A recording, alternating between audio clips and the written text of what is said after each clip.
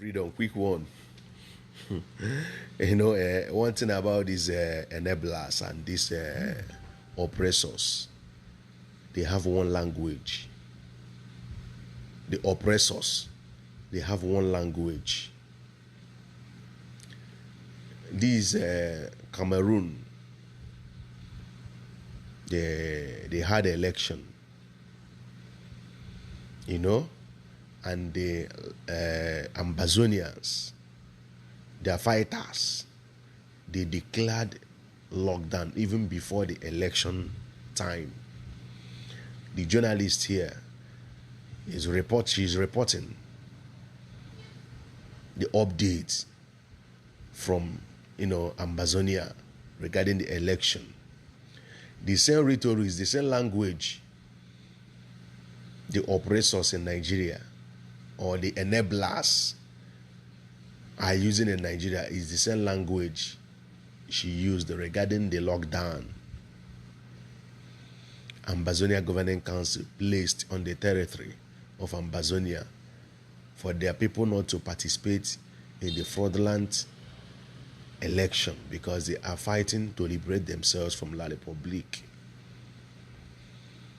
You know what the journalist said? She said that the fighters, the Ambazonian forces, they are threatening people, saying all manner of things for people not to come out for the election. In the same video, she also complained that the people from Francophone, Cameroon, they have Anglophone and Francophone. Anglophone is Ambazonia and Francophone is French side of Cameroon. They say people from French side of Cameroon, they say they are tired of the one that the ancestor that is ruling them now. Say they are tired. So, in other words, the people are tired of the system. The people are tired of the system. But right here, she said, the people who said no need of casting our vote because they've been doing this thing before they started fighting for their freedom. The same man, the same Paul Biya at 90-something, still the president. So what is the essence? They said they will not participate in the election. Now, the DOS, how far?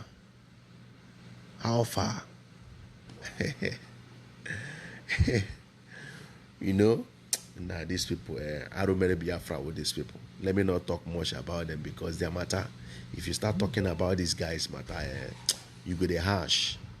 If you start talking about DOS matter with their followers, you go the harsh.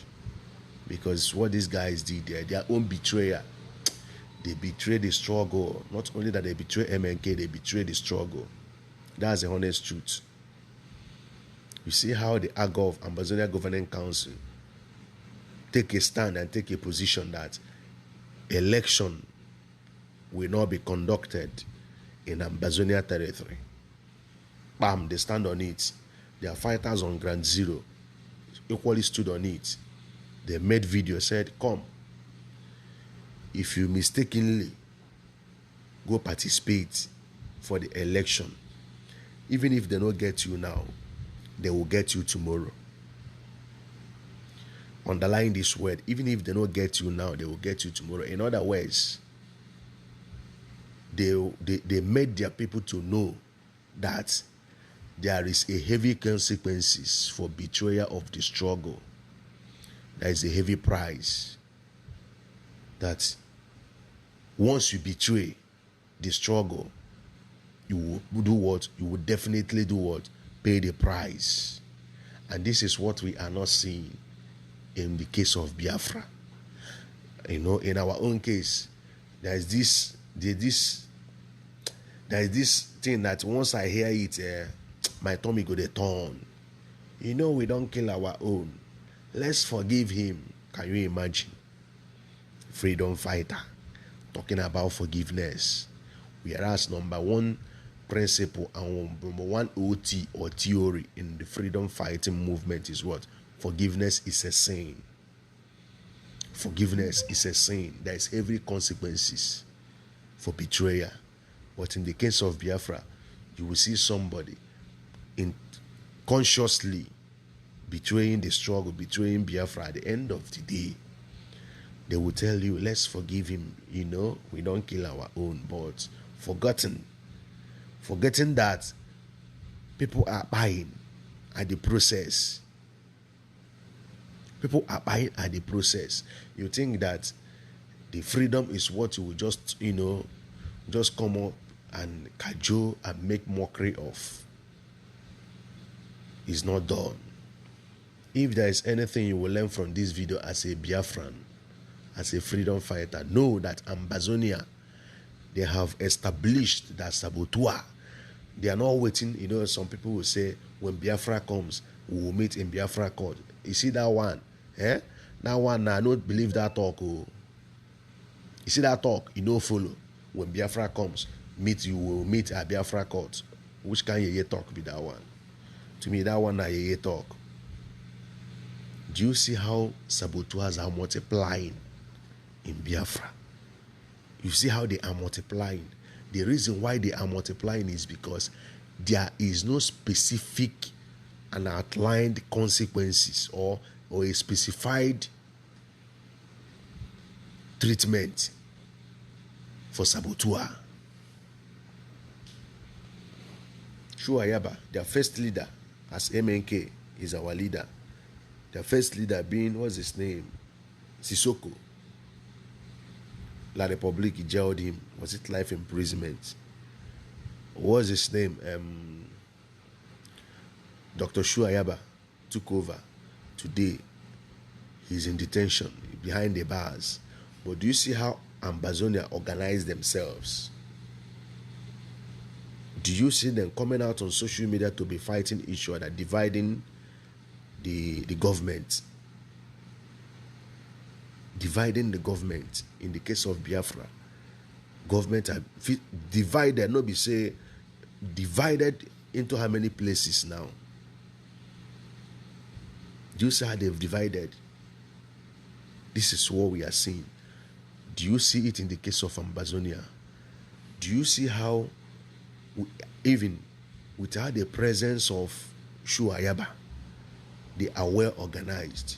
They know that so long as this La République election, being Cameroon election, is concerned, they will not participate in it, and they are complying without argument. Without argument. But in the case of Biafra, the US, then they will take it upon themselves. When Simon was a free man, anything Simon say, they must make sure they counter it, even more than people who believe in one Nigeria. This is what we are seeing in the case of Biafra.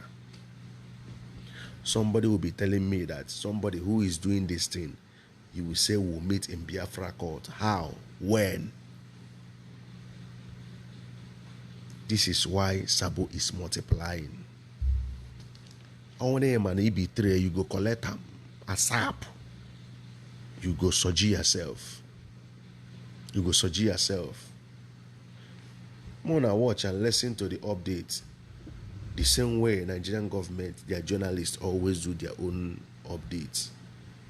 You know, they must use that language to make you think that what you are doing, you are committing a crime. Whereas freedom fighting, self-determination is enshrined both in AU Charter, UN Charter, and various treaties. Is enshrined there.